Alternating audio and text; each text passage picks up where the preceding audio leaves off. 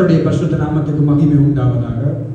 பிரான் தேசத்திலே கண்மலை சுவிசேஷ திருச்சபை மூலமாக உங்களுக்கு வாழ்த்துதலை நான் தெரிவித்துக் கொள்கிறேன். ஹல்லேலூயா. கர்த்தர் நல்லவராக இருக்கிறார். எத்தனை பேர் இன்றைய நாளும் சந்தோஷத்தோட தேவனுடைய சமூகத்துக்கு வந்திருக்கீங்க? ஹல்லேலூயா. அங்கே தேவனுடைய வசனம் சொல்லுகிறது, அங்கே எப்பொழுதும் சந்தோஷமாயிருங்கள் சந்தோஷமாயிருங்கள் அங்கே வேதம் சொல்லுகிறது. ஹல்லேலூயா. இன்றைய நாளிலும் நீங்கள் சந்தோஷத்தோடு இந்த இடத்திலே வந்து தேவனை ஆராதித்து இருப்பீர்கள் என்று நான் தேவனுக்குள்ளாக நாம் விசுவாசிக்கிறேன். ஹல்லேலூயா. நாங்கள் நேரடியாக அங்கே வசனத்துக்கு நாங்கள் கடந்து செல்ல போகிறோம். என்று சொன்னால் உங்களுக்கு எத்தனை பேருக்கு நித்திரை வருது? நித்திரை வராங்களுக்கு விசேஷித்த பாடல்கள் உங்களுடைய போதகருடைய அனுமதியுடன் பாடுறதுக்கு இங்கே கூப்பிடப்படும் என்பதாக. சரி, நாங்கள் உற்சாகமாக தேவனுடைய வசனத்தை கேட்போம். அவருடைய வசனத்தை நாங்கள் கேட்டு நிகரிக்கிற வேளையிலே கர்த்தருடைய ஆவியானவர் இன்னும் இன்னுமாய் எங்களை பலப்படுத்துவார். ஹல்லேலூயா. நாங்கள் அங்கே நோட் எடுக்கிறவர்கள் அங்கே நீங்கள் இன்றைய நாள் செய்திக்குரிய அங்கே தலையங்கத்தை நீங்கள் போட்டுக்கொள்ளலாம். என்னுடைய ஆத்மாவை நான் காத்துக் கொள்ளுகிறேனா? என்னுடைய ஆத்மாவை நான் காத்துக் கொள்ளுகிறேனா? சீக்கிரமாக நீங்கள் திருப்பிக் கொள்ளலாம். நீதிமொழிகளின் புஸ்தகம் 19வது அதிகாரம் 16வது வசனத்தை நாங்கள் அங்கே வாசிக்க கேட்போம். 779வது பக்கம், பழைய ஏற்பாடு, நீதிமொழிகளின் புஸ்தகம் 19வது அதிகாரம் 16வது வசனம். கட்டளையை காத்துக் கொள்ளுகிறவன் தன் ஆத்துமாவை காக்கிறான். தன் வழிகளை அவமதிக்கிறவன் சாவான். எத்தனை பேர் இந்த வசனத்தை நீங்க வாசிச்சிருப்பீங்க? எல்லாருக்கும் தெரியும். என்ன வாசிக்காதவர்கள் ஒருவரும் இல்லை. ஆனால் கர்த்தருடைய ஆவியானவர் இன்றைய நாளிலும் இதற்குரிய என்ன ஆழமான ஒரு சத்தியங்களை இந்த நாளும் உங்களுக்கும் எனக்கும் அங்கே கட்டித்தர போகிறார். ஹல்லேலூயா. வடிவா கேட்கணும், எனக்கும் தான் இந்த சத்தியம், உங்களுக்கு மாத்திரமல்ல, ஆவியானவர் இன்றைக்கு என்னோட கூட பேசுகிறார். ஹல்லேலூயா. அங்கே வசனம் சொல்லுகிறது, கட்டளையை காத்துக் கொள்ளுகிறவன் தன் ஆத்மாவை காக்கிறான். நம்முடைய ஆத்மாவை இந்த பூமியிலே நாங்கள் அங்கே பரிசுத்தமாய் அங்கே வாழ வைக்க வேண்டுமா? ஹல்லேலூயா. அதான் தேவனுடைய வசனம் சொல்லுது, என் ஆத்மாவே கர்த்தரை ஸ்தோத்திரி. அப்ப கர்த்தரை ஸ்தோத்திரிக்க வேண்டும் என்று சொன்னால் நம்முடைய ஆத்மா எப்படிப்பட்டதா இருக்க வேண்டும்? பலன் உள்ளதாக இருக்க வேண்டும், அங்கே பரிசுத்தமாய் இருக்க வேண்டும், நம்முடைய ஆத்மாவை காத்துக்கொள்ள வேண்டும். ஹல்லேலூயா. அதான் வசனம் சொல்கிறது, கட்டளையை காத்துக் கொள்ளுகிறவன் தன்னுடைய ஆத்மாவை காத்துக்கிறார். அப்ப நம்முடைய ஆத்மா வெளியேறப்பட்டது அங்கே வேதம் சொல்லுகிறது. இந்த வெளியேறப்பட்ட ஆத்மாவை நாங்கள் இந்த பூமியில இருக்கிற நாட்களிலே அங்கே ஆத்மாவை பாதுகாக்க வேண்டியவர்களாக இருக்கும். ஏனென்று சொன்னால் நம்முடைய சரீரம் இந்த பூமிக்கு போய்விடும். நம்முடைய வரிக்கிற வேளையிலே இந்த ஆத்மா தான் அங்கே தேவனிடத்திலே அங்கே வாசம் பண்ண போகுது. அப்ப இந்த ஆத்மா தேவனிடத்திலே போக வேண்டும் என்று சொன்னால் இந்த ஆத்மாவை நாங்கள் எவ்வளவு அதிகமாய் நாங்கள் கவனமாக அங்கே நடத்த வேண்டும் தேவனுடைய வார்த்தையிலே என்று நாங்கள் ஒவ்வொருவரும் அங்கே சிந்திக்க வேண்டும். ஹல்லேலூயா. அங்கே வசனம் சொல்கிறது, அங்கே தன் வழிகளை அவமதிக்கிறவன் சாவான்.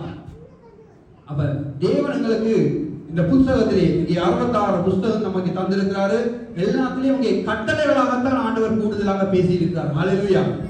நமக்கு ஒரு ஆசீர்வாதத்தை ஆண்டவர் நமக்கு தருவாரா இருந்தால் ஒரு பிரமாணம், ஒரு கட்டளை இல்லாமல் எதுவுமே நமக்கு இல்லை.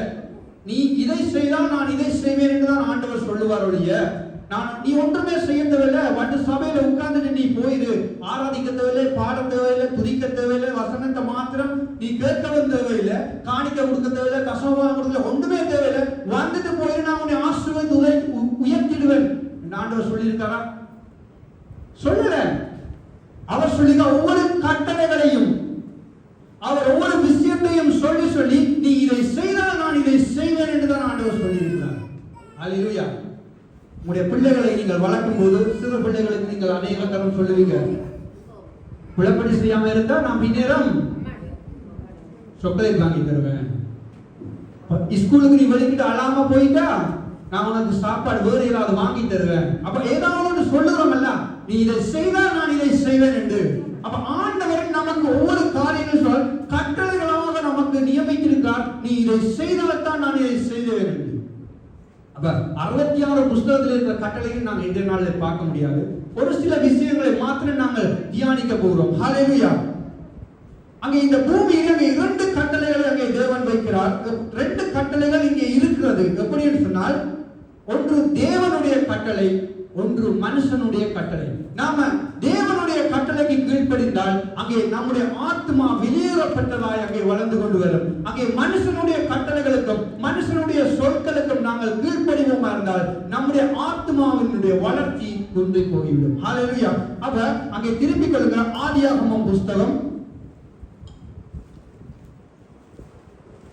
12வது அதிகாரத்தை நாங்கள் திருப்பிக் கொள்வோம். நீங்கள் எல்லாம் நல்ல சத்தியத்திலே வளர்ந்திருப்பீர்கள் என்று நான் விசுவாசிக்கிறேன். இந்த வார்த்தைகள் ஏற்கனவே நீங்கள் கற்றிருப்பீர்கள். ஆனாலும் பரிசுத்த ஆவியானவர் இன்றைய நாளில் சில விஷயங்களை குறித்து எனக்கும் உங்களுக்கும் அங்கே கற்றுத்தர வல்லவராக இருக்கிறார். ஆதியாகமம் புஸ்தகம் 12வது அதிகாரம் 1லிருந்து 4 வரை உள்ள வசனங்கள் மட்டுமாக நாங்கள் வாசிக்க கேட்போம். கர்த்தர் ஆபிரகாமை நோக்கி நீ உன் தேசத்தையும் உன் இனத்தையும் புறப்பட்டு நான் உனக்கு காண்பிக்கும் தேசத்துக்கு போ. நான் உன்னை பெரிய ஜாதியாக்கி உன்னை ஆசீர்வதித்து பேரை பெருமைப்படுத்துவேன். நீ ஆசீர்வாதமாய் இருப்பாய். போதும், நாங்கள் நிறுத்தி வாசிப்போம். இங்கே ஆண்டவர் ஆபிரகாமை கூப்பிட்டு ஒரு விஷயத்தை, ஒரு கட்டளையை சொல்லுகிறார். என்ன சொல்லுகிறாரு? ஆபிரகாமை நோக்கி நீ உன் தேசத்தையும் உன் இனத்தையும் உன் தகப்பனுடைய வீட்டையும் விட்டு புறப்பட்டு நான் உனக்கு காண்பிக்கிற இடத்துக்கு, நான் காண்பிக்கிற ஒரு தேசத்துக்கு நீ போக வேண்டும். ஹல்லேலூயா. ஏன் இந்த மயான அமைதி? ஹல்லேலூயா. ஆமென். அப்ப உற்சாகமா இருந்தா தான் தேவனுடைய வசனம் உங்களுக்கு விளங்கும். ஹல்லேலூயா. இங்கே மயானம் இல்லை. இது மயானத்தினால எல்லாம் வழியெல்லாம் அடக்கம் பண்ணியிருப்பாங்க, எல்லாம் அமைதியா இருக்கும். இது தேவனுடைய சமூகம். ஹல்லேலூயா. ஜீவனுள்ள தேவனுடைய சமூகத்திலே உற்சாகமா இருக்கணும். அப்பதான் வசனம் விளங்கும். அங்கே வசனம் சொல்லுது, அங்கே ஆண்டவர் சொல்கிறார், உன் தேசத்தையும் உன் இனத்தையும். தேசத்தை விடணும், இருக்கிற இடத்துல விட்டு பெயர்ந்து போகணும், எங்களுடைய சொந்த பந்தங்கள் எல்லாவற்றையும் விட்டு போக வேண்டும். உன் தகப்பனுடைய வீட்டையும் விட்டு புறப்பட்டு நான் உனக்கு காண்பிக்கிற இடத்துக்கு, தேசத்துக்கு நீ போனால் மாத்திரம், ஆண்டவர் கட்டளையாக சொல்லுகிறார், நீ போனால் மாத்திரம் நான் உன்னை ஆசீர்வதிப்பேன், உன்னை பெருக செய்வேன், உன்னை பெரிய ஜாதியா வச்சிருப்பேன், உன்னை உயர்ந்த அடைக்கலத்துல வச்சிருப்பேன், உன்னதமானவருடைய சர்வ வல்லவருடைய வலது பாசத்துல உட்காரக்கூடிய அந்த அதிசயமான ஆச்சரியமான காரியங்களை கூட ஆண்டவர்களுக்கு தருவார். அப்ப ஆண்டவர் சொல்றது அங்கே கட்டளை. எத்தனை பேர் நாம கட்டளையை கீழ்படுகிறோம்? 10 கட்டளையை வாசிக்கிறோம், 10 கட்டளையில இருக்கிற வசனங்களை தொங்க விடுகிறோம், பைபிளுக்கு வைக்கிறோம். சில பேர் கீட்டைக்காக கூட அடிச்சு வைக்கிறாங்க. எந்த நேரம் நம்முடைய கையில இருக்கணுமா? ஹல்லேலூயா. நல்ல விஷயம். ஆனா ஆண்டவர் நமக்கு, எனக்கும் உங்களுக்கு சொல்லுறார், நீ கட்டளைக்கு கீழ்படுகிறியா? அங்கே ஆபிரகாமுக்கு ஆண்டவர் அங்கே கட்டளையை கொடுத்து, அங்கே 3வது வசனத்தை வாசிங்க. உன்னை ஆசீர்வதிக்கிறவர்களை நான் ஆசீர்வதிப்பேன். ஆமா, இங்கே ஆசீர்வாதங்களை கர்த்தர் கொடுக்கிறார். ஆபிரகாம் என்ன கீழ்படியவில்லை, இன்னும் முதலாவது அங்கே போகவில்லை. ஆபிரகாமுக்கு ஆண்டவர் ஒவ்வொரு விஷயங்களை சொல்லிக் கொண்டிருக்காரு. உன்னை ஆசீர்வதிக்கிறதை நான் ஆசீர்வதிப்பேன், உன்னை சபிக்கிறவனை சபிப்பேன். வாசிங்க. பூமியில் உள்ள வம்சங்கள் எல்லாம் உனக்கு ஆசீர்வதிக்கப்படும் என்றார். கர்த்தர் ஆபிரகாமுக்கு சொன்னபடியே அவன் புறப்பட்டு போனான். போதும். இங்க பாருங்க, ஆபிரகாமுக்கு ஆண்டவர் சொன்ன விஷயத்தை குறித்து ஆபிரகாம் தெளிவாக அவருடைய காதினாலே கேட்டாரு. மறுபடி ஆண்டவரை பார்த்து ஆபிரகாம் ஏதாவது கேள்வி கேட்டாரா? நாம் எத்தனை பேர் ஆண்டவரை பார்த்து கேள்வி கேட்கிறோம்? ஏன் ஆண்டவரே இப்படி செய்தால் என்ன, அப்படி செய்தால் என்ன, இது எனக்கு நலமா தானே இருக்கும் ஆண்டவரே? இல்ல, ஆண்டவர் நம்மை குறித்து ஏற்கனவே திட்டம் பண்ணியிருக்காரு, தீர்மானம் பண்ணியிருக்காரு. என்னுடைய மகனை நான் இன்ன விதத்தில் தான் நான் நடத்துவேன். அதுக்கு நாம யாருமே அங்கே எந்த விதமான கருத்து சொல்ல முடியாது. அங்கே வசனம் சொல்றது, ஆபிரகாம், கர்த்தர் ஆபிரகாமுக்கு சொன்னபடியே அவன் புறப்பட்டு போனான். அவர் உடனடியாக அடுத்த கதை எந்த ஒரு விஷயமும் கேட்காம அவர் முழுமையாக தன்னுடைய வாழ்க்கையை தேவனுக்கு ஒப்பு கொடுத்தாருங்க. நாம எத்தனை பேர் கர்த்தருக்கு ஒப்பு கொடுக்கிறோம்? ஆண்டவர் நீங்கள் என்னையும் உங்களையும் பார்த்து கேட்கிறாரு. ஆபிரகாம் கீழ்ப்படிந்தது போல நானும் நீங்களும் கீழ்ப்படுகிறோமா? ஆனா அடிச்சு சொல்லுவோம், எப்படி? ஆபிரகாமின் ஆசீர்வாதத்தினாலே ஆண்டவரே என்னை ஆசீர்வதியும். எப்படி ஆசீர்வதிப்பார்? நாம கட்டளைக்கு கீழ்ப்படியணும். ஆபிரகாம் கீழ்ப்படிந்திருக்கிறாரு, ஆண்டவர் எழுதி வைத்திருக்கிறார்.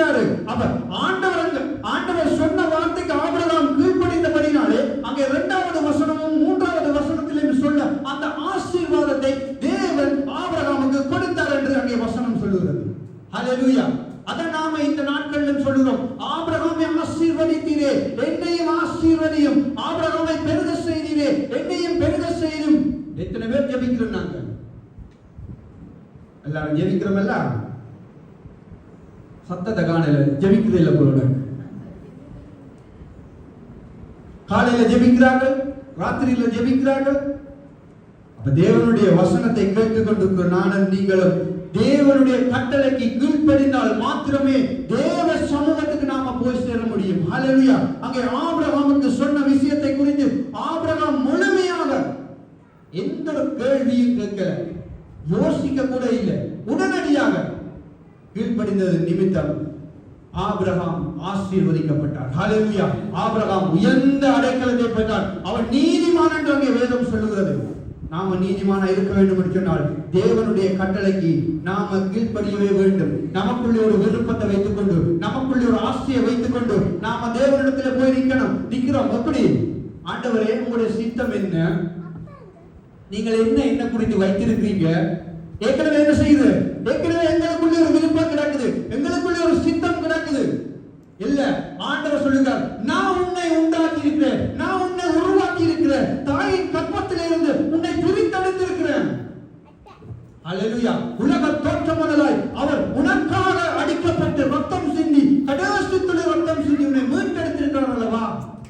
அப்ப நானும் நீங்கள் எவ்வளவாய் ஆண்டவருடைய வார்த்தைக்கு அங்கே கீழ்ப்படிய வேண்டும் என்று அங்கே தேவன் எங்களை விரும்புகிறார். ஹல்லேலூயா. அப்ப சுய விருப்பம், எங்களுக்குள்ளே அந்த விருப்பம், ஆசைகள், இச்சைகள் இருக்குமா இருந்தால் தேவனுடைய வார்த்தைக்கு நாம கீழ்ப்படியவே முடியாது.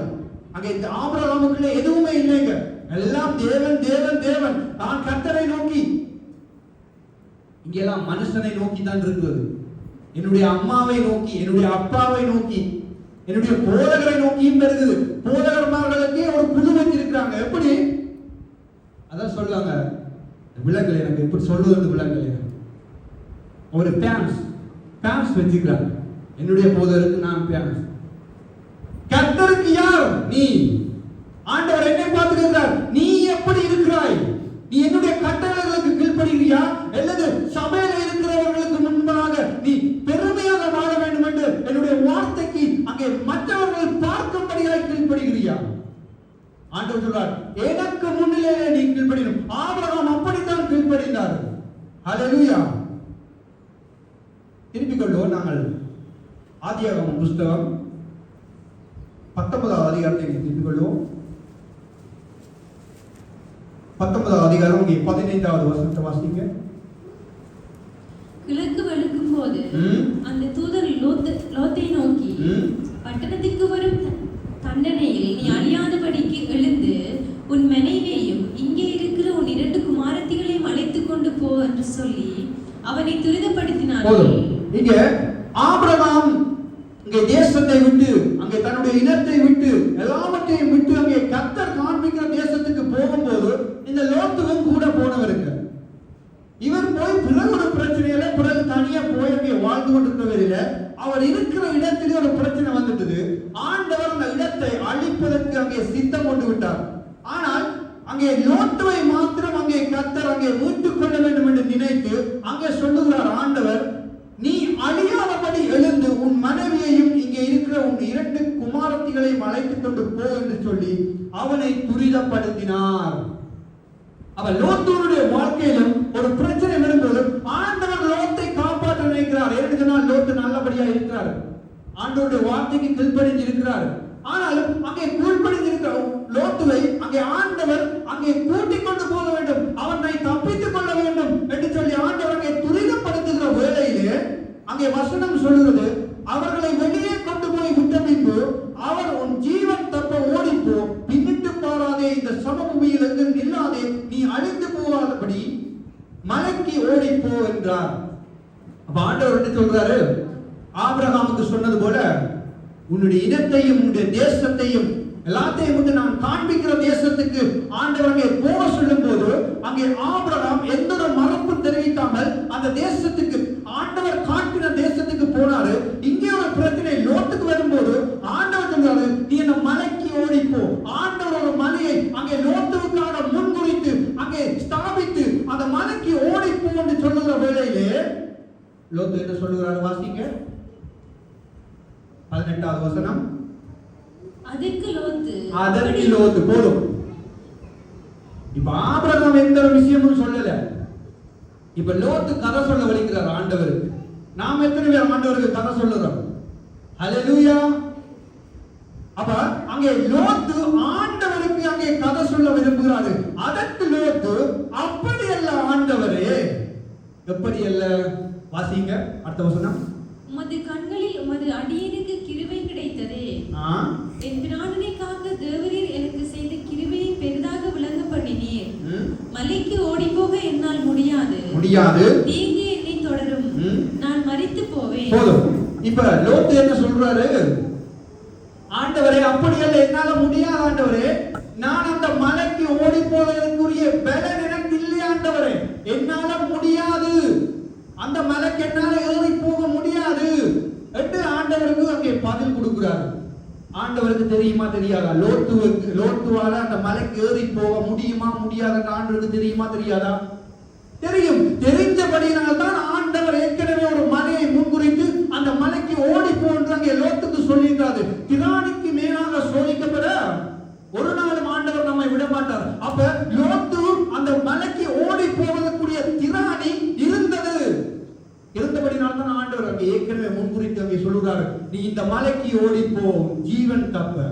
ஆனா அங்கே லோத்து அங்கே கதை சொல்லிக்கொண்டு அதோ அந்த ஊர் இருக்கிறது, நான் அதற்குள் ஓடி போகத்தக்கதாய் அது கிட்ட இருக்கிறது, சின்னதமாய் இருக்கிறது, என் பிராணன் பிழைக்க நான் அங்கே ஓடி போகட்டும், அது சின்ன ஊர் தானே என்றான். இப்ப பாருங்க, எவ்வளவு கலகலைக்க ஒரு கதை, ஒரு விஷயம் முடிஞ்சது. ஆனதுனால போ, உடனே போயிருந்தா அதுவே முடிஞ்சிருக்கும். நாம கதைக்க தேவனுடைய கட்டளையை நாங்கள் மீறிக்கொண்டு வருகிறோம் என்றதுதான் உண்மை. ஆண்டவர் சொன்ன வார்த்தையை நாங்கள் தட்டுகிறோம் என்றதுதான் உண்மை. இப்ப நீங்க உதாரணத்துக்கு பிள்ளைகளா இருக்கிற நாங்கள் பிள்ளைகளா இருந்து இப்ப பெற்றோராக வந்திருக்கிறீர்கள். அப்ப உங்களுடைய தாய் தகப்பன்மார் உங்களுக்கு ஒரு விஷயத்தை சொல்லும் போது நீங்கள் இல்லையம்மா இல்லையப்பா அப்படி செய்யறா இப்படி செய்யறா என்ன நடக்கும்? கதை வளர்ந்து கொண்டு போக முடிய உங்களுடைய பிரச்சனை ஒருபோதுமே முடியாது. ஹல்லேலூயா. நம்முடைய பிரச்சனைக்கு ஒரு முற்றுப்புள்ளி வைக்க வேண்டும் என்று சொன்னால் சரியான ஒரு வார்த்தை நம்ம தேடி வருமா இருந்தால் அந்த வார்த்தைக்கு முதலில் நாங்கள் கீழ்ப்படியணும். அந்த கட்டளையை நாங்கள் ஏற்றுக்கொள்ளணும். அதற்கு நம்மை முழுமையாக ஒப்பு கொடுக்கணும். அப்பொழுது நம்முடைய வாழ்க்கை செழிக்கும். ஆபிரகாமுடைய வாழ்க்கை செழித்தது. யோபு மன்னிக்கணும், இங்கே லோத்து கதை சொல்லிக் கொண்டிருக்கிறார்கள். அங்க 21வது வசனம் சொல்லுது, அதற்கு அவர், நீ காட்டுக்கொண்ட ஊரை நான் கவிழ்த்து போடாதபடிக்கு இந்த விஷயத்தில் உனக்கு அனுக்கிரகம் பண்ணினேன். இப்ப ஆண்டவர் என்ன சொல்லிட்டாரு? சரி, நீயா ஒன்றை தெரிஞ்சு கொண்டுட்ட, போய்கொண்டு விட்டுட்டாரு. ஆண்டவர் ஏற்கனவே நமக்கொன்றை முன்குறிச்சு ஏற்கனவே உள்ள விஷயத்தை செய்து நம்மை அங்கே கொண்டு வைப்பதற்கு தான் விரும்புவார். இந்த பூமியிலே இயேசு கிறிஸ்து வந்து நமக்காக பாடுகள் பட்டு உபத்திரவம் பட்டு அங்கே அடிக்கப்பட்டு நொறுக்கப்பட்டு கடைசியில் ரத்தம் வரை சிந்தி மறுபடியும் உயிரோடு எழுந்து இந்த பூமியிலே 40 நாள் இருந்து மறுபடியும் பரத்துக்கு போயிட்டாரு. என்ன சொல்லிட்டு போனாரு? உங்களுக்கான ஒரு ஸ்தலத்தை நான் ஆயத்தம் பண்ண போகிறேன். ஏன்னு சொன்னா நம்ம வந்து கூட்டிக்கிட்டு போகிறோம். அல்லேலூயா. அப்ப நானும் நீங்களும் இப்ப சொல்ல முடியுமா ஆண்டவர்கிட்ட, ஆண்டவரே நீங்க உண்டாக்குற அந்த ஸ்தலம் எனக்கு வேண்டாம், வேற ஒரு ஸ்தலத்தை நான் நினைச்சு வச்சுக்கிறேன், அந்த ஸ்தலத்துக்கு என்ன கூட்டிக்கிட்டு போக முடியுமா கேட்க முடியுமா? முடியாது. அங்கதான் இளைப்பாறுதல். அல்லேலூயா. லோத்து தெரிஞ்சு கொண்ட மலையில அந்த சின்ன இடத்துல சின்ன ஊர்ல அங்க லோத்துவால ஆசீர்வாதமா இருக்க முடியல. அங்கே யோபுடைய வாழ்க்கை கெட்டு போயிடுச்சு. யோபுடைய 2 பிள்ளைகளும் அந்த இடத்துல கெட்டு போயிட்டாங்க. ஆண்டவர் சொன்ன மலைக்கு ஓடி போயிருந்தால் அந்த 2 பிள்ளைகளும் ஆசீர்வாதமாக இருந்திருப்பாங்க. ஹல்லேலூயா. அப்ப நம்முடைய வாழ்க்கையிலும் ஆண்டவர் ஒரு விஷயத்தை நமக்கு ஆணித்தனமாக ஊழியக்காரன் மூலமாக இருக்கலாம், நாம வேதம் வாசிக்கும் போது கூட இருக்கலாம், நமக்கு ஆணித்தனமாக ஒரு வார்த்தையை சொல்லுவாரா இருந்தால் அந்த வார்த்தையை நானும் நீங்களும் பிடித்துக் கொண்டவர்களாய் அவருடைய வழியிலே அவருடைய வார்த்தையின்படி நடப்போமா இருந்தால் நமக்கு தனது வெற்றி. கணக்க விஷயம் எல்லாம் இந்த 66 புத்தகத்தை நீங்க படிச்சிருப்பீங்க. கணக்க ஓடி தெரிய தேவையில்லை. சின்ன விஷயம் ஆண்டவர் சொல்லுறத சரி ஆண்டவரே, நான் போறேன் ஆண்டவரே, நான் செய்யறேன் ஆண்டவரே, இவ்வளவு சொன்னா காணும் நம்முடைய வாழ்க்கை பெரிய ஆசீர்வாதத்தை காணுங்க. ஆபிரகாமுக்கு சொன்னதுதான் ஆரம்பமா எதையுமே கேட்கல, போயிட்டாரு, ஆசீர்வாதமா இருந்தாரு. ஹல்லேலூயா. இந்த நாட்களில் எத்தனை பேர் ஆசீர்வாத குறைச்சல இருக்கிறோம்? எத்தனை பேர் என்னுடைய ஆத்மாவை நாங்கள் பலப்பட முடியாமல் இருக்கோம்? ஆத்மா சோம்பே போயிட்டு ஆவிக்குரிய வாழ்க்கையில ஆத்மாவால முடியல. சேர்ச்சுக்கு போக மாட்டா, கஷ்டப்படுது ஆத்மா. இன்னைக்கே ஞாயிற்றுக்கிழமை வந்ததே கஷ்டப்படுறாங்க. சிலர் சபை கூடுகிறவர்களை விட்டு விடுவது போல நீங்களும் நானும் விட்டு விடாமல் இருக்க வேண்டும் என்கிற வேதம் நமக்கு அறிவுறுத்துது. ஆனா இந்த ஞாயிற்றுக்கிழமைக்கு சேர்ச்சி போறதுக்கு தான் அநேகருக்கு பிரச்சனைங்க. தேவனுடைய ஓய்வு நாளை கடைபிடிக்கிறது சரியான கஷ்டம். ஆண்டவர் எழுதி வைத்துட்டாரு. ஏசாயா 58:13 தெளிவா எழுதி வைத்துட்டாரு. நீ ஓய்வு நாளை எப்படி கடைபிடிக்க வேண்டும், எப்படி ஆசிரிக்க வேண்டும், எப்படி நடந்து கொள்ள வேண்டும், எப்படி நீ என்னுடைய ஆலயத்துக்கு வர வேண்டும், எல்லாத்தையும் எழுதி வைத்துட்டாரு. ஆனா நம்முடைய ஞாயிற்றுக்கிழமை வந்தா எல்லாருக்கும் சோர்வு, எல்லாருக்கும் அந்த முடிவுகளோட நிற்கிற போட்டு முடிவோடு நிற்கிற வருவாங்க. இழும்பவே மனம் பெறாது. இன்னும் கொஞ்சம் கை முடக்கி கொண்டு உருவாக்கட்டுமா? நீதிமொழிகள் எழுதின போலதான் எல்லாருக்கும் நித்திரதான் வருது. நம்முடைய ஆத்மாவை காத்துக்கொள்ளணும். ஹல்லேலூயா. நம்முடைய ஆத்மாவை காத்துக்கொள்ளணும். நீங்க காத்துக்கொள்ளல என்று சொன்னா அது நல்லா உங்களோட சேர்ந்து நித்திரவுண்டு. கடைசி ஆண்டோருடைய வருகையில ஆண்டவர் கூப்பிடுற சத்தம் கேட்காது, கைவிடப்பட்டு போய் விடுவோம்.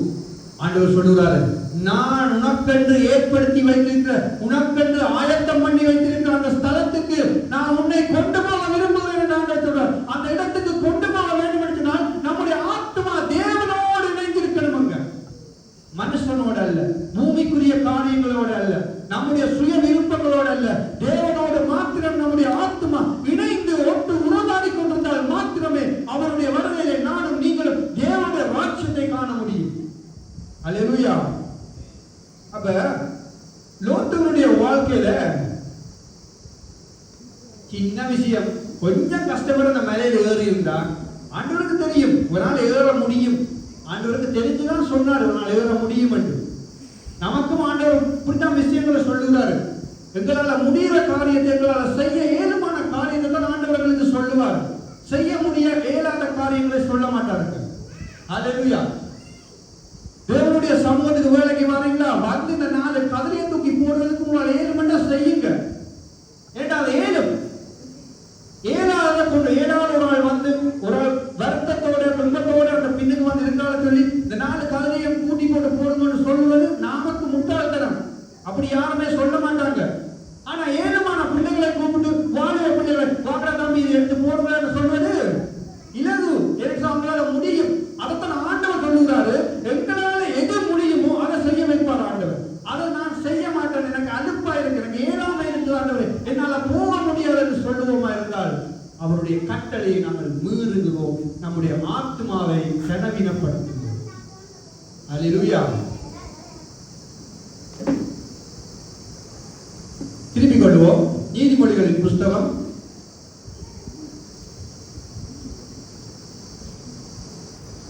6வது அதிகாரம் 23வது வசனம்.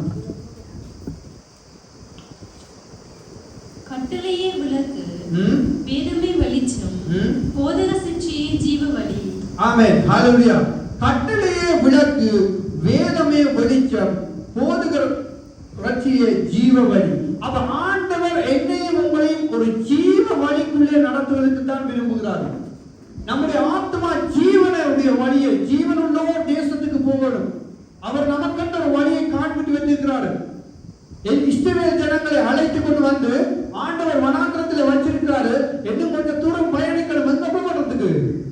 பாலும் தேனும் ஓடுகிற அந்த கானான் தேசத்துக்குள்ளே கொண்டு போவதற்கு ஆண்டவர் ஒவ்வொரு காரியங்களை செய்து கொண்டிருக்காரு. இவங்க கோட்டை விட்டுட்டாங்க. இவங்க என்ன செய்யறாங்க? ஆண்டவரோடே பிரச்சனை பண்றாங்க. 10 அற்புதங்களை எகிப்து தேசத்திலே செய்து கடைசியாக இந்த கடலை 2ஆக பிளந்து கொண்டு வந்த ஆண்டவருக்கு இவங்களுக்கு சாப்பாடு கொடுக்க தெரியுமா தெரியாதா? தெரியும். தண்ணி கொடுக்க தெரியுமா தெரியாதா? தெரியும். கண்டுபிடிக்கிறாங்க, ஆண்டவரோட வாக்குவாதப்படுறாங்க. இதே போலதான் இந்த பூமியில இருக்கிற சபைகளிலும் அநேகர் இப்படியான பிரச்சனையோட இருக்கிறாங்க. போதவரோட முடுக்குப்பாடு, சக விசுவாசிகளுக்குள்ள முடுக்குப்பாடு.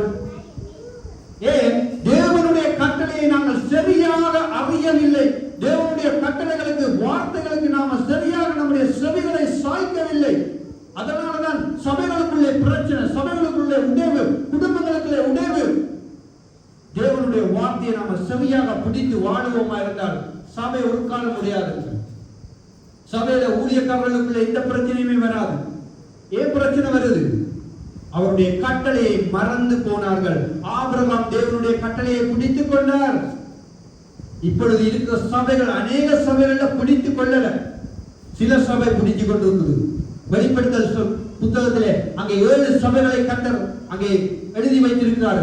அந்த 7 சபைகளிலே அங்கே 2 சபையை குறித்து தான் ஆண்டவர் நல்ல விதமாக சொல்லுகிறார். மிச்சம் 5 மனம் திரும்பு, மனம் திரும்பு என்று ஒவ்வொரு வார்த்தைகளையும் ஆண்டவர் சொல்லிக் கொண்டிருக்கிறார். அப்ப அப்படியான அந்த 5 சபையை ஆண்டவர் சொன்னது போல இந்த நாட்களிலும் அப்படியான சபைகள் இருக்கிறது. ஆனால் கர்த்தர் அன்புள்ளவர், அவர் நேசம் உள்ளவர், அவர் பாசம் உள்ளவர், அவர் கிருபை உள்ளவர். ஏன்? மறுபடி சொல்றார், மனம் திரும்பு, என்னுடைய வருகை அது சீக்கிரமா இருக்கிறபடினால நீ மனம் திரும்பு, நீ கைவிடப்பட்டு போக கூடாது, நீ என்னுடைய வருகையில விழுந்து போக கூடாது, சாத்தானுடைய வலையில நீ விழுந்து போக கூடாது. அவன் எவனை விழுங்கலாமோ என்று அங்கே வகைகளை சுத்தி திரிகிற அந்த வலைக்குள்ளே நானும் நீங்களும் விழுந்து போகாதபடி எச்சரிக்கையா இருக்க வேண்டும் என்பதற்காக ஆண்டவர் மறுபடி அங்கே எங்களை நோக்கி சொல்லுகிறாரு, மனம் திரும்பு, என்னோட ஒப்புரவாகு, உன்னுடைய ஆத்மாவை நீ என்னோட ஒப்புரவாக பண்ணு. அல்லேலூயா. அப்ப நம்முடைய ஜீவ வழியில நாம நடக்கிறதுக்கு நம்மை ஒப்பு கொடுக்கணும். ஜீவ வழி எதுங்க? எது ஜீவ வழி? தேவனுடைய வார்த்தை, அவரோடு இணைந்து ஓடுகிற ஓட்டம் தான் ஜீவ வழி. இடதுபுறம் வலதுபுறம் சாய்ந்து விடாதபடிக்கு இதுவே வழி என்று நடவுங்கள் என்று ஆண்டவர் சொல்லி இருக்கிறார். அப்ப அந்த வழியிலே நீங்களும் நானும் நடப்போமா இருந்தால் தேவ ராஜ்யம் நிச்சயம். அல்லேலூயா. யாருக்கு பயமா இருக்குது? கொஞ்சம் சத்தமா கத்துறோம். சிரிக்கிறீங்களும் இல்ல எல்லாரும் கொஞ்சம் பயப்படுறாங்க போல இருக்கு. சந்தோஷமா கேளுங்க. ஹல்லேலூயா. தேவன் நம்மை ஒருபோதும் அங்கே கஷ்டப்படுத்துவதற்கோ நம்மை உடைச்சி அங்கே அப்படியே விழப்படுவதற்கோ இல்லை. அவர் நம்மை ஊன்றி கட்டுவதற்கு தான் அவருடைய வார்த்தையை பேசிக் கொண்டிருக்கிறார். ஹல்லேலூயா. எனக்கும் உங்களுக்கும் ஆண்டவர் இந்த இடத்துல பேசிக் கொண்டிருக்கிறார் சொன்னா அவர் எங்களை கட்டுவதற்கு, அவருடைய ராஜ்யத்துக்கு நானும் நீங்களும் போவதற்கு, நம்முடைய ஆத்மாவை சரிப்படுத்துவதற்கு தான் நம்மோடு பேசிக் கொண்டிருக்கிறார். ஹல்லேலூயா. அதுக்காக நீங்க யோசிக்காதீங்க, கோபப்படாதீங்க. ஆண்டவருடைய வார்த்தையை சந்தோஷமாய் கேளுங்க. சரி, நாங்க இன்னொரு காரியத்தை பார்க்க போகிறோம். அங்கே தானியேலுக்கு எழுதின புத்தகத்தை நாங்கள் திருப்பிக் கொள்வோம். 6வது அதிகாரம் 1038வது பக்கம், பழைய ஏற்பாடு, தானியேலின் புத்தகம் 6வது அதிகாரம் 6வது வசனத்திலிருந்து வாசிப்போம். பின்பு அந்த பிரதானிகளும் தேசாதிபதிகளும் கூட்டம் கூடி ராஜாவினிடத்தில் போய் அவனை நோக்கி, தரியு ராஜாவே, நீர் என்றும் வாழ்க. எவனாகிலும் 30 நாள் வரையில் ராஜாவாகிய உம்மை தவிர எந்த தேவனையானாலும் மனுஷனையானாலும் நோக்கி ஜாதொரு காரியத்தை குறித்து விண்ணப்பம் பண்ணினால் அவன் சிங்கங்களின் கெவியிலே போடப்பட ராஜா கட்டளை பிறப்பித்து உறுதியான தாக்கீது செய்ய வேண்டும் என்று ராஜ்யத்தினுடைய எல்லா பிரதானிகளும் தேசாதிபதிகளும் பிரபுக்களும் மந்திரிமார்களும் தலைவர்களும் ஆலோசனை பண்ணி கொண்டிருக்கிறார்கள். ஆதலால் இப்போதும் ராஜாவே, மேதியருக்கும் பெர்சியருக்கும் இருக்கிற மாறாத பிரமாணத்தின்படியே அந்த தாக்கீது மாற்றப்படாதபடி நீர் அதை கட்டளையிட்டு அதற்கு கையெழுத்து வைக்க வேண்டும் என்றார்கள். போதும். அப்ப இங்க ஒரு தானியேலுக்கு ஒரு சோதனை வருதுங்க. தானியேல் யாரு? தேவனுக்கு ஒரு பிரியமான ஒரு பிள்ளை. ஹல்லேலூயா. அப்ப அவன் தேவனோடு இணைந்து இருக்கிற ஒரு மகன். அவனுக்கு, அந்த தானியேலுக்கு ஒரு சோதனை வருதுங்க. என்ன சோதனை? ஒரு மாதம் அளவும் தன்னுடைய தேவனை, அதாவது என்னுடைய தேவனை அவன் ஆராதிக்க கூடாது, அங்கே தேவனை நோக்கி பார்க்க கூடாது, துதிக்க கூடாது என்று சொல்லி அங்கே ஒரு கட்டளை அங்கே பிறப்பிக்கிறார்கள். ஆனாலும் அங்கே தானியேலுக்கு இந்த கட்டளை அங்கே அறிவிக்கப்படுகிறது. ஆனாலும் தானியேல் என்ன செய்தாரு? தானியேலோ வென்றால் அந்த பத்திரத்துக்கு கையெழுத்து வைக்கப்பட்டது என்று அறிந்த போதிலும் தன் வீட்டுக்குள்ளே போய் தன் மேலறையிலே எருசலேமுக்கு நேராக பலகணிகள் திறந்திருக்க அங்கே தான் செய்து வந்தபடியே தினம் 3 வேளையும் தன் தேவனுக்கு முன்பாக முழங்காற்படியிட்டு ஜெபம் பண்ணி செலுத்தினான். அப்ப தானியேலுக்கு பயம் இல்லைங்க. அந்த ஒரு ராஜ்யத்துக்கு கீழே அங்கே அகதியாக வந்து தானியேலை நீங்க யாருன்னு பாத்தீங்கன்னு சொன்னால் எசேக்கியா ராஜாவுடைய சந்ததியினர் தானியேல். எசேக்கியா ராஜாவை அங்கே ராஜாவுக்கு ஆண்டவர் சொல்லுகிறார், ஒரு புலியோடு விட்டுட்டாரு, அதனால ஆண்டவர் சொல்றாரு இதெல்லாம் ஒரு நாளைக்கு கொண்டு போகப்படும் என்று சொல்லும்போது அந்த கொண்டு போவதில் வந்தவர் தான் தானியேல், சாத்ராக், மேசாக், ஆபேத்நேகோ. சரியா? அவன் தானியேல் இன்னொரு தேசத்திலே அங்கே அடிமையாக வந்திருந்த வேளையிலே இப்ப அந்த ராஜாவுடைய அரண்மனையிலே ஒரு வேலைக்காரனா இருக்கிற தானியேலுக்கு ஒரு பிரச்சனை வருது.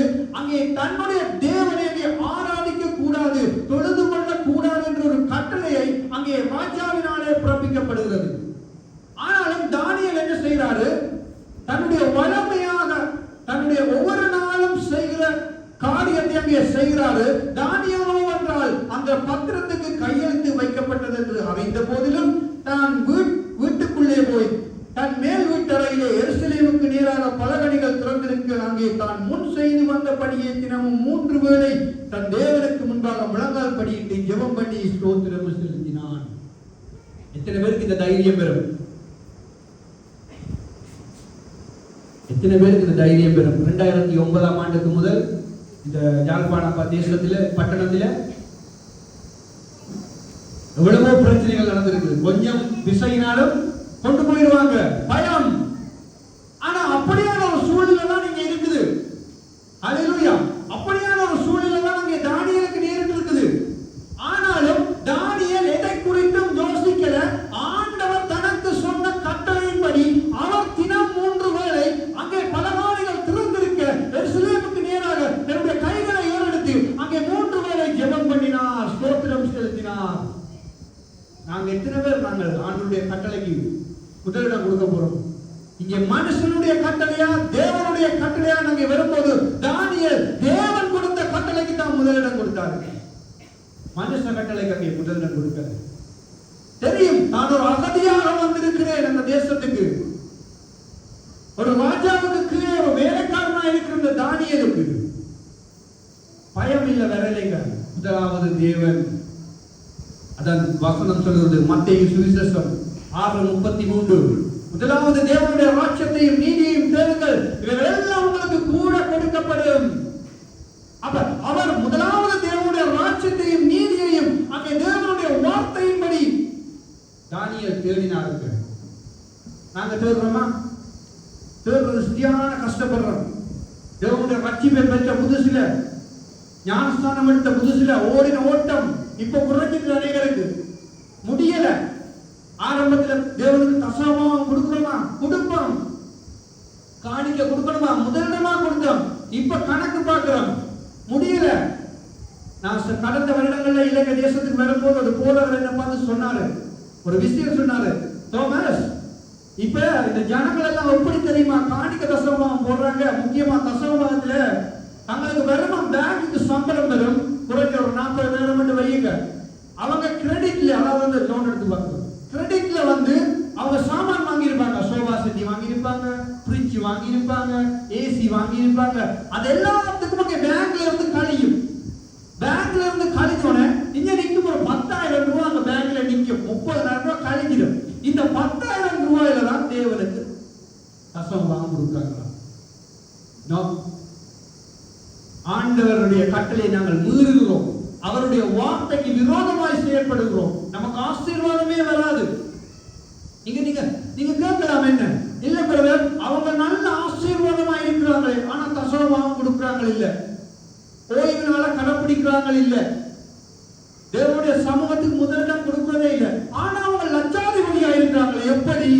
அது சாத்தான் கொடுக்கிற ஆசீர்வாதம். புரிஞ்சு கொள்ளுங்க, தேவனாலும் கொடுக்க முடியும் ஆசீர்வாதம், அதே போல சாத்தானும் ஆசீர்வதிக்கிறான் சில பேரை. புரிந்து கொள்ள வேண்டும், யாருடைய ஆசீர்வாதத்தை நாம் பெற்று வாழுகிறோம், யாருடைய ஆசீர்வாதத்திலே நாம் எடுத்து ஹalleluya. நான் பிரான்ஸ் தேசத்துல நான் கற்றுக்கொண்டது, நாம 10ல் ஒரு பங்கு எங்கெங்கெல்லாம் இருந்து நம்முடைய கைக்கு வருகிறதோ அதுல இருந்து நாம 10ல் ஒரு பங்கு தேவனுக்கு கொடுக்கணுங்க. அதான் தேவனுடைய விருப்பம். ஹalleluya. நான் வேலைக்கு போறேன், சம்பாதிக்கிறேன், 2000 ரூபாய் வருதா, 200 ரூபாய் ஆண்டவருக்கு கொடுக்கணும். அங்கே சில பேருக்கு 3 பிள்ளைகள் 4 பிள்ளைகள் இருந்தால் பிள்ளைகளுக்கு அரசாங்கம் கொஞ்சம் காசு போடும். வீடு வாடகைக்கு இருக்கிறோமா, வீடு அமௌண்ட் கூட வாடகை காசுன்னு சொன்னால் அரசாங்கம் கொஞ்சம் காசு கொடுக்கும் வீட்டுக்கு. அதுல எல்லாம் அவங்க கணக்கு பார்க்கவே மாட்டாங்க. ஆண்டவர் எந்தெந்த விதத்துக்கு எல்லாம் உனக்கு இந்த மாதம் உனக்கு வரவு வைக்கிறாரோ அந்த வரவில் நீ 10ல் ஒரு பங்கு தேவனுக்கு கொடுக்க வேண்டும். கொடுத்தால் தான் நீ தேவனுடைய கட்டளையை மீறாத பிள்ளைகளாய் இருக்கிறீர்கள் என்று அர்த்தம். ஹalleluya. அப்ப தசம பாகத்திலேயே அநேகர் கை வைக்கிறார்கள். சில கொஞ்ச வருஷத்துக்கு முன்பதாக வந்தது எப்படி தசமபாகம் கொடுக்கிறதே பிள்ளை. அப்படி போதிக்கிறவர் ஒரு சபையை நடத்தி பார்த்திருந்தால் தெரிந்திருக்கும் சபையில் எவ்வளவு தேவைகள் இருக்குது, எவ்வளவு சந்திக்க வேண்டும் என்று சொல்லி. ஹalleluya. சும்மா இருந்து வேதத்தை எடுத்தவன் எல்லாம் நானும் ஒரு போதகர், நானும் ஒரு பிரசங்கியார் என்று பிரசங்கிக்கிறவர்களுடைய பிரசங்கங்களை நீங்கள் கேட்கக்கூடாது. எந்த பிரசங்கத்தை கேட்டாலும் ஒரு வசனம், தேவனுடைய வசனத்தை பைபிள்ல காட்டாமல் பிரசங்கிக்கிற பிரசங்கியாரை ஏற்றுக்கொள்ளக்கூடாது. நான் அப்படி இல்லை. நான் தேவனுடைய வசனத்தை காட்டாமல் ஒரு நாள் நான் பிரசங்கம் பண்ணினேன். வசனம் எடுத்து காட்டித்தான் பிரசங்கம் பண்ணுவேன். ஹalleluya. அங்கே கள்ள போதவர்களை இனங்கண்டு நாம விலக்கிக் கொள்ள, நம்முடைய ஆத்மாவை பாதுகாத்துக் கொள்ள வேண்டும். என்று சொன்னால் தேவனுடைய வருகை அது சீக்கிரமாக இருக்குது. இரண்ட காலங்கள் அப்படித்தான் நடந்து கொண்டிருக்குது. நாட்டில் நடக்கிற பிரச்சனைகள், கொள்ளை நோய்கள், யுத்தங்கள் எல்லாம் நடந்து கொண்டிருக்கிறது. எல்லா விதமான காரியங்கள் நடந்து கொண்டிருக்குது. தேவனுடைய வருகை அதி சீக்கிரமாக இருக்க போகிறது. அதுக்கு நானும் நீங்களும் தயாராக இருக்க வேண்டும் என்பதற்காக கர்த்தர் இன்றைய நாள் உங்களோடு இடைப்பட்டுக் கொண்டிருக்கிறாரு. ஹalleluya. அங்கே தானியேல் அங்கே எந்த பிரச்சனையும் கூட அங்கே முகம் கொடுக்கலைங்க. தேவையில்லாத காரியங்களுக்கு முகம் கொடுக்கல. கர்த்தருக்கு மாத்திரமே முதல் கொடுத்தபடியால் அவர் ராஜாவுடைய சொல்லுக்கு கீழ்ப்படியலைங்க. தேவனுடைய சொல்லுக்கு மாத்திரமே கீழ்ப்படிஞ்சாரு. தேவனுடைய சொல்லுக்கு கீழ்ப்படிந்ததன் ஆசீர்வாதம். சிங்கம் கூட பேசாம நிக்குது. சிங்க கெபில கொண்டே போட்டாச்சு தானியேல. ஏன்னா அவர் மீறிட்டாரல்ல ராஜாவுடைய கட்டளையை. ராஜாவும் ஒன்றும் செய்யறாரு. ராஜாவுக்கு தானியேல் மேல் ஒரு பாசம் இருந்தது. ஆனாலும் ஒன்றும் செய்ய முடியாது. அவர் முத்திரை மோதிரம் பதிக்கப்பட்ட கடிதத்திலே வைத்து விட்டார். அதனால ராஜாவும் ஒன்றும் செய்ய முடியாது. தானியேலை கொண்டு சிங்க கபிலே போட்டாச்சு. சிங்கம் எல்லாம் யோசிச்சு நிக்குது. ஆண்டவரிடத்திலிருந்து பதில் வராம சிங்கம் தன்னுடைய வாயை திறக்காது. ஹalleluya. அப்ப எவ்வளவு அற்புதமா தானியேலை கர்த்தர் வழிநடத்தி இருக்கிறார். என்னையும் உங்களையும் வழிநடத்த மாட்டாரா? என்னையும் உங்களை உயர்த்த மாட்டாரா? எந்த தீமைகளும் வந்தாலும் பிரச்சனை வந்தாலும் கர்த்தர் முன்பதாக இடத்துக்களை வழிநடத்த மாட்டாரா? வழிநடத்துவார். அவருடைய கட்டளைக்கு நானும் நீங்களும் கீழ்ப்படிந்தால் மாத்திரமே. ஹalleluya. வாசிங்க 1 பேதுருவின் புத்தகம் 2வது அதிகாரம் 13வது அதிகாரம் 13வது வசனம். மன்னிக்கணும், 318வது பக்கம், புதிய ஏற்பாடு. 1 பேதுருவின் புத்தகம் 2வது அதிகாரம் 13வது வசனம். நீங்கள் மனுஷருடைய கட்டளைகள் யாவற்றிற்கும் கர்த்தர் நிமித்தம் கீழ்ப்படியுங்கள். இது என்ன? இது இப்பதான் மனுஷனுக்கு கீழ்ப்படிய கூடாது, தானியேல் செய்தது சரி என்று வந்தோம். இங்கே வசனம் சொல்வது, நீங்கள் மனுஷனுடைய கட்டளைகளை யாவற்றிற்கும் கர்த்தர் நிமித்தம். அப்ப நானும் நீங்கள் இந்த பூமியில வாழும்போது ஒரு மனுஷன் நமக்கு ஒரு விஷயத்தை சொன்னா அது தேவனுக்கு உடன்பட்டதான்னு நாம பார்க்கணும். ஹalleluya. ஞாயிற்றுக்கிழமையில கொண்டாட்டத்துக்கு போறாங்க, கை வைங்க. ஞாயிற்றுக்கிழமையில கொண்டாட்டத்துக்கு போறாங்க, யாரும் இல்ல. கர்த்தருக்கு ஸ்தோத்திரம், தப்பிட்டீங்க. ஞாயிற்றுக்கிழமை உங்க மாமா மச்சான் உங்க சொந்தக்காரங்க எல்லாரும் ஞாயிற்றுக்கிழமையில கொண்டாட்டத்துக்கு அழைப்பாங்க. நீங்க எங்க போக போறீங்க? கொண்டாட்டத்துக்கு போறீங்களா, தேவனுடைய சமூகத்துக்கு போறீங்களா? நீங்க தேவனுடைய சமூகத்துக்கு வந்தீங்கன்னு சொன்னா கர்த்தருடைய கட்டளையை கனப்படுத்துறீங்கன்னு அர்த்தம். நீங்க மாமா வீட்டு கல்யாணத்துக்கு உங்களுடைய சொந்தக்கார வீட்டு கொண்டாட்டங்களுக்கு போனீங்கன்னு சொன்னா நீங்க மனுஷனுடைய கட்டளைகளுக்கு தான் கீழ்படுத்துகிறீங்க. அதே உங்களுடைய சொந்த பந்தம் சொல்லுது, இன்றைக்கு ஆண்டவருடைய நாள், நீ தேவனுடைய சமூகத்துக்கு போன்னு சொல்லு, நீங்க கீழ்படிங்க அவருடைய வார்த்தைக்கு. ஏன்னு சொன்னால் தேவனுடைய வார்த்தையும் அதைத்தான் சொல்லுது. அல்லேலூயா. வெளிநாடுகளில் எல்லாம் உண்மையில சொன்னா நம்ப மாட்டீங்க, ஞாயிற்றுக்கிழமையில தான் கூடுதலான லீவு நாட்கள். அந்த நாட்கள்ல தான் பர்த்டே வீடு, கல்யாண வீடு, சாமத்திய வீடு, என்னென்னலாம் கொண்டாட்டம் வைக்கணுமோ அந்த ஞாயிற்றுக்கிழமையில வைப்பாங்க. எல்லாரும் கட்டடத்துக்கு போயிடுவாங்க. ஞாயிற்றுக்கிழமை கட்டடிச்சு இருக்கிறது கொஞ்சம் இருக்கும். ஏன் போகல? நாங்க தேவனுடைய வார்த்தைக்கு கீழ்படி. அப்ப மற்றது மிச்சம். அல்லேலூயா. தேவனுடைய வார்த்தைக்கு கீழ்படியணுமா? அவருக்கு முதலிடம் கொடுக்கணுமா? அதுதான் நம்முடைய வாழ்க்கையை ஆசீர்வாதத்தை கொண்டிருக்கும். ஹல்லேலூயா. அப்ப அங்கே முதலிடம் என்பது தேவனுக்கு மட்டும். தேவன் தான் முதலிடம், மற்றதெல்லாம் கீழே. அதுக்கு பிறகு அது சொந்தமா இருக்கலாம், அம்மாவா இருக்கலாம், அப்பாவா இருக்கலாம், யாரா இருக்கலாம், அதெல்லாம் தேவனுக்கு அடுத்தபடியாக இருக்க வேண்டும். நம்முடைய வாழ்க்கையில தேவன் மட்டும் முதலாவதா இருந்தால் நம்முடைய வாழ்க்கை என்ன மாதிரி வருவங்க? நல்ல ஆசீர்வாதமா இருக்கலாம். சில பேர் நீங்க நினைக்கிறீங்க ஆசீர்வாதம் என்றா என்ன? சொல்லுங்க யாராவது. ஆசீர்வாதம் என்றா என்ன?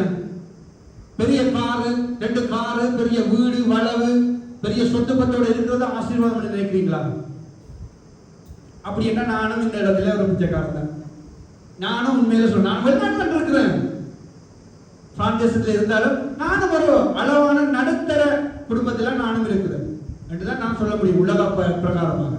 ஆனால் ஆசீர்வாதம் என்றா என்ன? தேவன் தருகிற ஆசீர்வாதம் உலக பிரகாரமான ஆசீர்வாதம் இல்லை. தேவன் தருகிற ஆசீர்வாதம் நாம இந்த பூமியிலே தேவனோடு இணைந்திருக்கிற அந்த காரியம் தான் ஆசீர்வாதம். அல்லேலூயா. தேவனோடு நாங்கள் ஒப்புரவாகி தேவனுடைய வார்த்தையின்படி சரியாய் நடக்கிறது தான் ஆசீர்வாதம்.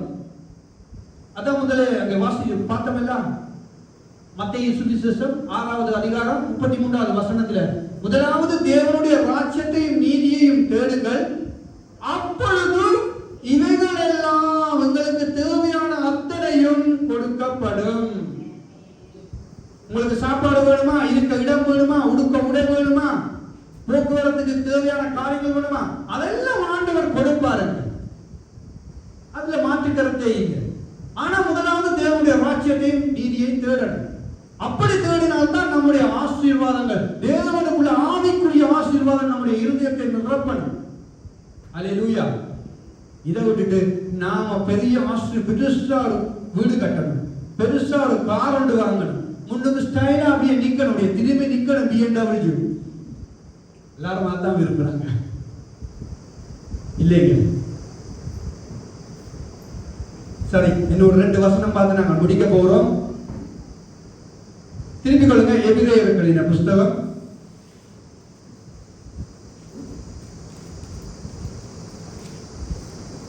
எபிரேயர்களின் புஸ்தகம் 11வது அதிகாரம் 23வது வசனத்தை திருப்பிக் கொள்வோம். 308வது பக்கம், புதிய ஏற்பாடு.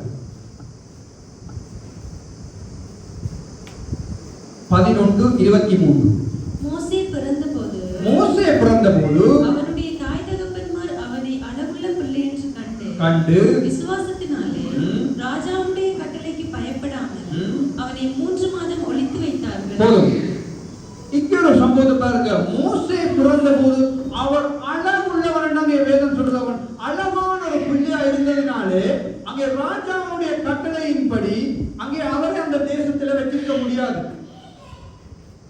ஆனா அங்கே அவன் பிறந்த போது அளவுள்ளவனாய் அங்கே தாய் தகப்பன்மார் கண்டு அங்கே விசுவாசத்தினாலே ராஜாவுடைய கட்டளைக்கு பயப்படாமல் அவனை 3 மாதம் ஒளித்து வைத்தார்களாம். நாம எல்லாம் கொஞ்சம் பிரச்சனை சரி பயந்துருவோம். பைபிளை தூக்காது என்னாலே தூக்காம விட்டுடுவோம், ஜெபிக்காது என்னாலே ஜெபிக்காம விட்டுடுவோம். ஆனா இங்க பாருங்க, 3 மாசம் அளவு அந்த பிள்ளைய எப்படி வச்சிருப்பாங்க அந்த வீட்டுல. பக்கத்து வீட்டுக்கு சத்தம் கட்டு இருக்காரா? பிள்ளை அழுக சத்தம். ஒரு பிள்ளைகளுக்கு தேவையான சாமானத்தை வீட்டுக்குள்ள கொண்டு போகும்போது பக்கத்து வீட்டுக்காரன் கண்டிருக்க மாட்டானா? அப்படி எவ்வளவு ஒரு பத்திரமாக அந்த குழந்தையை பாதுகாக்கிறது இந்த தாய் தகப்பன்மார். இன்றைக்கு நாம எங்களுக்கு ஆண்டவர் தருகிற ஒவ்வொரு கட்டளைகளையும், தேவன் விரும்புகிற காரியங்களை நாம செய்வதற்கு எத்தனை பேர் தயங்கிக் கொண்டிருக்கிறோம்? எத்தனை பேர் மனக்கவலைகளோடு இருக்கிறோம்? ஆண்டவர் இப்படி சொல்லிட்டாரே, ஆண்டவர் இதை செய்ய சொல்லிட்டாரே. இல்லைங்க, கர்த்தருடைய வார்த்தை நமக்கு முன்பதாக வந்து விழுமாயிருந்தால், அதற்கு முதலாவது கீழ்ப்படிந்தால் தான் நாம பெரிய காரியங்களை செய்ய முடியும், பெரிய ஆசீர்வாதங்களை பெற்றுக்கொள்ள முடியும். இங்க ஆசீர்வாதம் ஆசீர்வாதம் என்று பிரசங்கம் பண்றவர்கள் அநேக பேர். உலக ஆசீர்வாதம் நம்மை தேவனுடைய ராஜ்யத்துக்கு ஒருபோதும் கொண்டு போய் சேர்க்காது. உலக ஆசீர்வாதம் இந்த பூமியோடு முடிந்துவிடும். இந்த சரீரம் மண்ணுக்குத்தான். அது எதிர்பார்த்து காத்து கொண்டிருந்தது எது? மண்புழு. ஹல்லேலூயா. இங்கே புழுக்களுங்க எங்களை எதிர்நோக்கி காத்துக் கொண்டிருக்கிறது என்னுடைய சரீரத்துக்காக. ஆனால் நம்முடைய ஆத்மாவோ அங்கே வெளியேறப்பட்டதா இருக்க அப்படின்னாலே அது தேவனிடத்திலே போவதற்கு தீவிரிக்க வேண்டும். அதுக்கு நாம் ஆயத்தப்படணும். இந்த பூமியில சபை என்பது என்ன? சும்மா வந்துட்டு எத்தனை பேர் இன்னைக்கு வந்தாங்க, புதுசா யாராவது வந்தாங்களா, இப்படி பார்த்துட்டு அப்படியே ரவுண்ட் அடிச்சுட்டு போதர் எப்படி இருக்கிறாரு, ஸ்டைலா இருக்கிறாரா, என்ன மாதிரி என்று பார்த்துக்கிட்டு போறதா சபை? இல்ல. சபையில ஆண்டவருடைய நாள்ல இப்ப சபையில ஆண்டவர் நம்மை பழக்கி வைக்கிறாரு, நம்மை சீர்படுத்தி கொண்டிருக்கிறாரு. ஏன்? அவருடைய வருகையிலே நம்மை கூட்டிக் கொண்டு போவதற்கு. ஹல்லேலூயா. மணவாளன் வரும்போது மணவாட்டியாகிய சபை நாம அலங்கரிக்கப்பட்டு அவருக்கு ஏற்ற வண்ணமாக சீர்படுத்தி அவரோடு இணைவதற்கு ஒப்புரவாவதற்கு நாம நம்மை தயார்படுத்துகிற இடம்தான் சபை. இதை அனைவருக்கு தெரியலைங்க. சபை என்றா ஒரு இன்ஸ்டால்மெண்ட்டை வாசிச்சு, ஒரு பாட்டை பாடி, ஒரு ஆடி அசைஞ்சு இதெல்லாம் இல்லைங்க. ஆடணும் பாடணும், ஓட்டில் ஆடுங்க போய். தேவனுடைய சபையில கூத்தாடுகிற இடம் இல்ல. தேவனுடைய சபையில வந்தா ஒரு ஒழுங்கு இருக்கணும், ஒரு கீழ்ப்படி இருக்கணும், ஒரு தாழ்மை இருக்கணும். எடுத்து வாசிங்க பிரசங்கி புஸ்தகம் 5வது அதிகாரம். பிரசங்கி புஸ்தகம் 5வது அதிகாரம். நீ தேவாலயத்துக்கு போகும்போது உன் நடையை காத்துக்கொள். மூடர் தலையிடுவது போல தலையிடுவதை பார்க்கிலும் செவி கொடுக்க சேர்வதே நலம். தாங்கள் செய்கிறது தீமை என்று அறியாதிருக்கிறார்கள். போதும். ஆண்டவர் கட்டளையை தான் சொல்லுகிறார். எப்படி? நீ தேவனுடைய சமூகத்துக்கு போகும்போது உன் நடையை காத்துக்கொள். மூடர் பலியிடுகிறது போல இந்த இடத்துல உன்னுடைய ஆராதனை தேவையில்லை, உன்னுடைய உடை பாவனை தேவையில்லை. தேவனுடைய ஆலயத்துக்கு போகிறோமா, நம்முடைய உடைகளை சரிப்படுத்த வேண்டும், நம்முடைய அலங்காரங்கள் சரிப்படுத்த வேண்டும். ஏனோ தானோண்டு தலையை விரித்தபடி தேவனுடைய ஆலயத்துக்கு வரக்கூடாது. ஏனோ தானோண்டு சட்டைகளிலே கீழு போட்டுக்கொண்டு கோடுகள் போட்டுக்கொண்டு அங்கேதான் கிழிந்த வண்ணமாக தேவனுடைய சமூகத்துக்கு வரக்கூடாது. தேவனுடைய சமூகத்திலே ஒரு அழகான ஒரு முறையோடு வர வேண்டும். அல்லேலூயா. ஏன்னு சொன்னால் இது பரிசுத்தர் வாழுகிற, பரிசுத்தர் அங்கே இருக்கிற தங்குகிற இடம் என்று வேதம் சொல்கிறது. அதான் வசனம் சொல்லுது, 2-3 பேர் நாமத்தினால் எங்கே கூடுகிறார்களோ அந்த இடத்துல தேவன் வாசம் பண்ணுகிறாரு. அவர் வாசம் பண்ணி கொண்டிருக்கிற இடத்துல நாம அலங்கோலமாக இருக்கக்கூடாது, அழகுள்ளவர்களாக இருக்க வேண்டும். ஏன்னு சொன்னால் அவர் அழகுள்ளவர், பூரண அழகுள்ளவர் அங்கே வேதம் சொல்லுகிறது. அந்த பூரண அழகுள்ளவர் இருக்கிற இடத்துல நானும் நீங்களும் அழகாய் வந்து இருக்க வேண்டும். தேவனுடைய ஆராதனையிலே அழகாய் ஆராதிக்க வேண்டும். ஆராதிக்கிற வேளையிலே துதி வேளையிலே துதிக்க வேண்டும். வேதம் படிக்கிற நேரத்திலே படிக்க வேண்டும். மாறி நடக்கக்கூடாது. சில இடங்களை நான் பார்த்திருக்கேன், துதி போய் கொண்டிருக்கும், கீழே இருந்து வேதம் படிப்பாங்க. வீட்டை போய் படி. பாட்டு போய் கொண்டிருப்பாங்க, பாட்டுக்கும் முகமிட்ட கைத்தாளத்துக்கும் சம்பந்தமே இருக்காது. இல்ல, ஆண்டவருடைய சமூகத்துக்கு ஆராதிக்க வந்தால் எல்லாம் தேவனுடைய நாமம் மகிமை கண்டு செயல்பட வேண்டும். அல்லேலூயா. பாட்டு குரூப்பில் இருந்தால் பாட்டு குரூப் சரியான முறையில போக வேண்டும். இங்க வேர்ஷிப் படிக்கிறவர் மேல போவார், பாட்டு குரூப் கீழே நிற்கும், இல்லைன்னா மாறி நிற்கும். தேவனுடைய சபை, அவர் தேவன் ஒழுங்குள்ள தேவனாய் இருக்கிறார். அல்லேலூயா.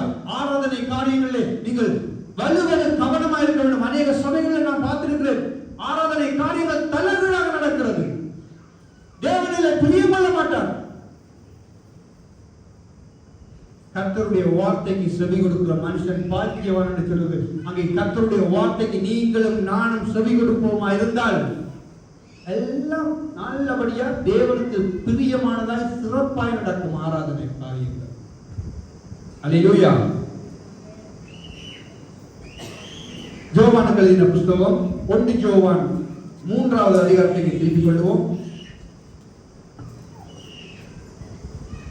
1 யோவான் 3வது அதிகாரம் 24வது வசனம். அவருடைய கட்டளைகளை கைக்கொள்ளுகிறவன் அவரில் நிலைத்திருக்கிறான், அவரும் அவரில் நிலைத்திருக்கிறார். அவர் நம்மில் நிலைத்திருக்கிறதை அவர் நமக்கு தந்தருளின ஆவியினாலே அறிந்திருக்கிறோம். அல்லேலூயா. அவருடைய கட்டளைகளை கைக்கொள்ளுகிறவன் அவரில் நிலைத்திருக்கிறான். ஆபிரகாம் தேவனிடத்திலே நிலைத்திருந்தான். தானியேல் தேவனிடத்திலே நிலைத்திருந்தான். நானும் நீங்களும் எப்படி இருக்கிறோம் என்று ஆண்டவர் எங்களுக்கு முன்பதாக கேள்விகளை வைக்கிறார். அல்லேலூயா. அவரில் நிலைத்திருக்கிறான், அவரும் அவரில் நிலைத்திருக்கிறார். அவர் நம்மில் நிலைத்திருக்கிறதை அவர் நமக்கு தந்தருளின ஆவியிலே அறிந்திருக்கிறோம். நம்முடைய ஆவிக்குரிய வாழ்க்கையில தெரியுங்க, ஆண்டவருக்கு நாம முதலிடம் கொடுக்கிறோமா? நம்மை நாமே நிதானித்தறிந்தால் நாம் நியாயம் தீர்க்கப்படும். நம்ம நிதானித்து பார்க்கணும், ஆண்டவர் தான் நடத்துறாரா இல்ல சாத்தான் தான் நடத்துறானா? இந்த அநேகருடைய இடுப்பில அங்கே சாத்தான் வாழை கட்டித்தான் சேர்த்துக்கு வருகிறான். அதாவது கழுது ஆராதனை முடிஞ்ச உடனே குரல் எழுத்துருவான் விஷயம் முடியும். அதுக்கு பிறகு சேர்ச்சிக்கும் போதைக்கும் எந்த சம்பந்தமே இருக்காது அந்த கிழமை புள்ள. பிறகு ஞாயிற்றுக்கிழமை கொடுக்குறேன் அவன் அனுப்பி விடுவான், ஓட சேர்ச்சிக்கு போ. இப்படித்தான் அநேகர் இருக்காங்க.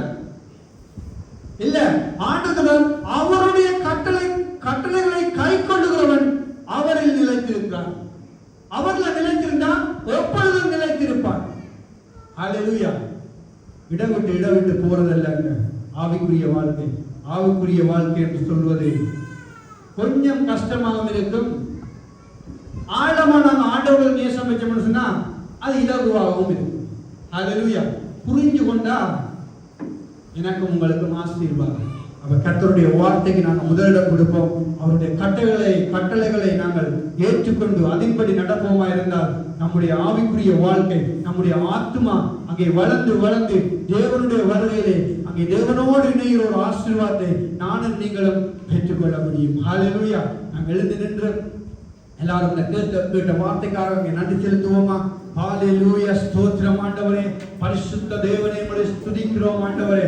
அப்பா, இன்றைய நாளிலும் ஆண்டவரே அப்பா, நீங்கள் எங்களோடு பேசி இருக்கிறீங்க, எங்களோடு இடைப்பட்டு இருக்கிறீங்க ஆண்டவரே. எங்களுக்கு கற்று தந்திருக்கிறீங்க ஆண்டவரே. உங்களுடைய கட்டளைகளை ஆண்டவரே நாங்கள் காத்து நடக்கும் போது அது எங்களுக்கு மிகுந்த பலன், மிகுந்த ஆசீர்வாதம், மிகுந்த சமாதானத்தை எங்களுக்கு தரும் என்று எங்களுக்கு கற்று தந்திருக்கிறீங்களே.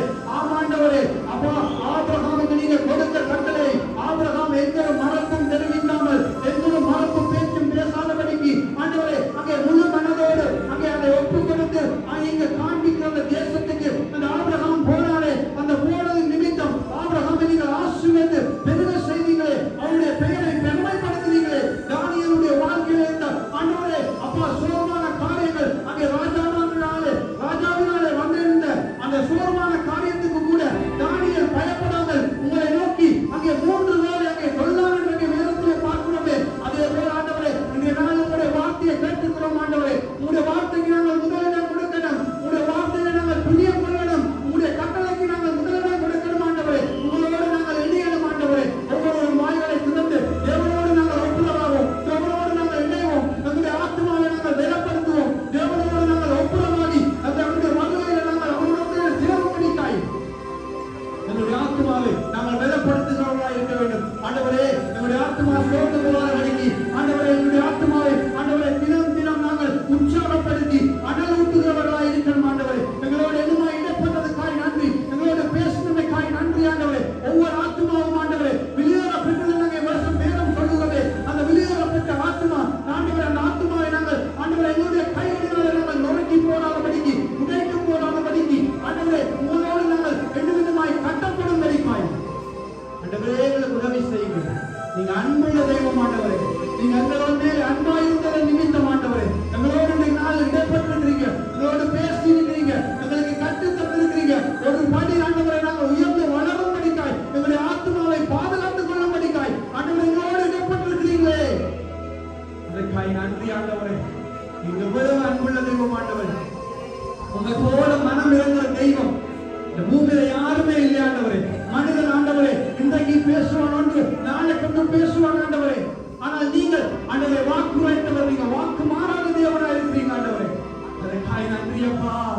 உங்களுக்கு கோடி ஸ்தோத்திரம்.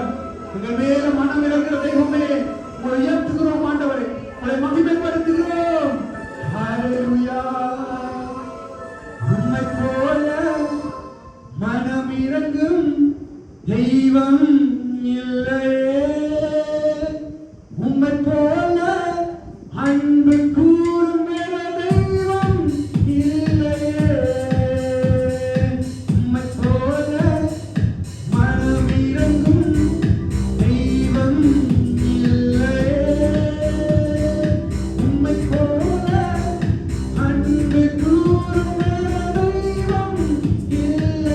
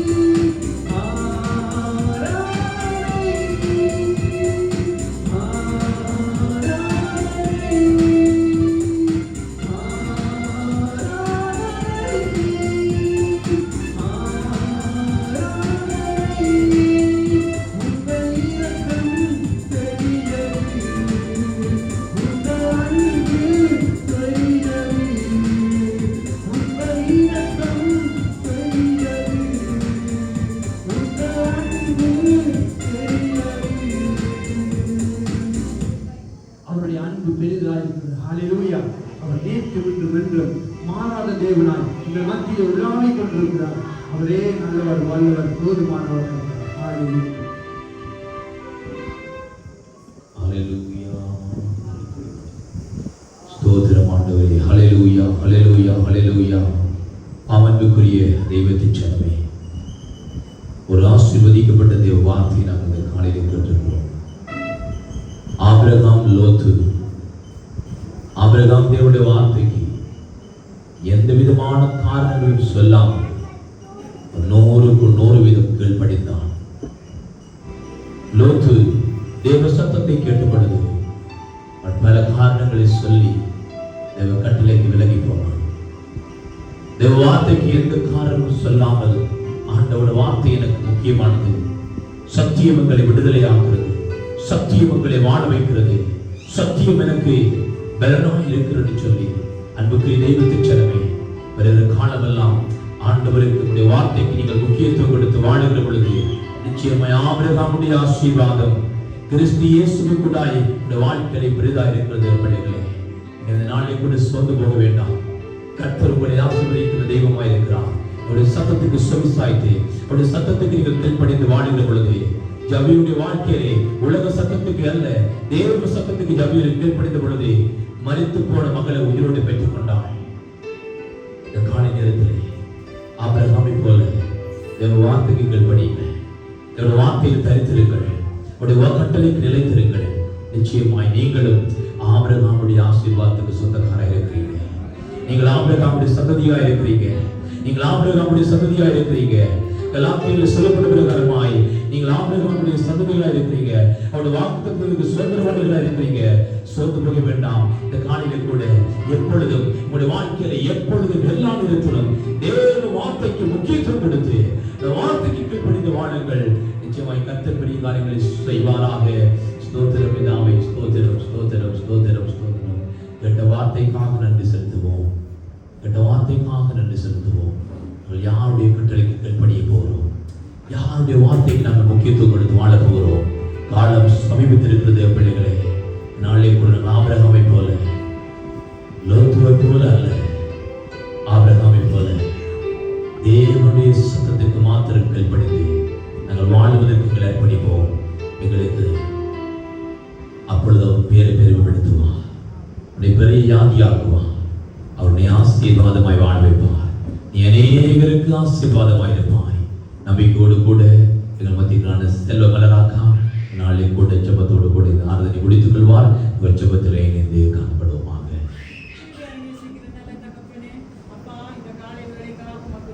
ஸ்தோத்திரம் பிதாவே. ஆமென் ஆண்டவரே. ஆமென் ஆண்டவரே.